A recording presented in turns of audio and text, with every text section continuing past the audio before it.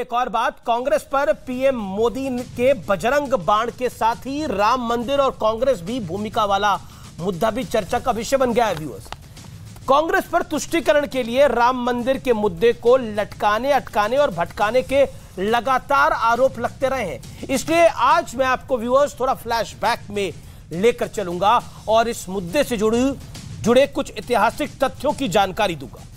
राजनीति में राम मंदिर का मुद्दा भारत की आजादी के ठीक बाद से हॉट टॉपिक बन गया था।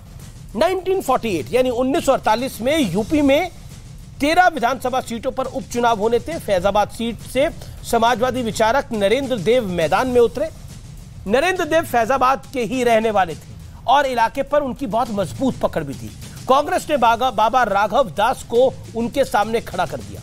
कहा जाता है कि हिंदू वोटों के ध्रुवीकरण के लिए बाबा राघव दास के भाषणों की मुख्य बात होती थी कि वो राम जन्मभूमि को विधर्मियों से मुक्त कराएंगे। नतीजा यह हुआ कि नरेंद्र देव वो चुनाव हार गए। इसके बाद 1985 का वो दौर आया जब राजीव गांधी के एक कदम को तुष्टीकरण वाली टॉप 100 की लिस्ट में सबसे ऊपर रखा जाता रहा। दरअसल सुप्रीम कोर्ट ने शाहबानो नाम की ट्रिपल तलाक पीड़ित महिला के पक्ष में फैसला सुनाया। सुप्रीम कोर्ट ने शाहबानो के पति को हर महीने गुजारा भत्ता देने का आदेश भी दिया, लेकिन मुस्लिम कट्टरपंथियों को सुप्रीम कोर्ट का आदेश बिल्कुल रास नहीं आया।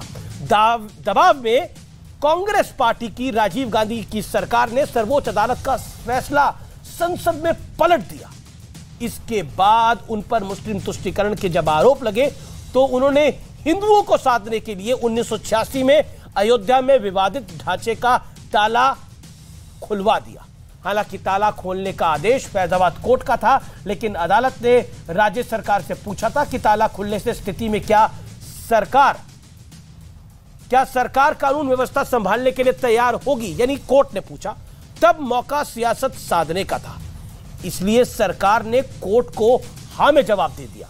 2019 में सुप्रीम कोर्ट ने अयोध्या पर फैसला सुनाया तो कांग्रेस 1986 वाले वाक्य को बताकर साबित करने की कोशिश कर रही थी कि असल में राम मंदिर का आंदोलन की सबसे बड़ी ध्वजवाहक तो कांग्रेस ही है। लेकिन 1990 में सोमनाथ से शुरू हुई लाल कृष्ण आडवाणी की रथ यात्रा को देश ने देखा था।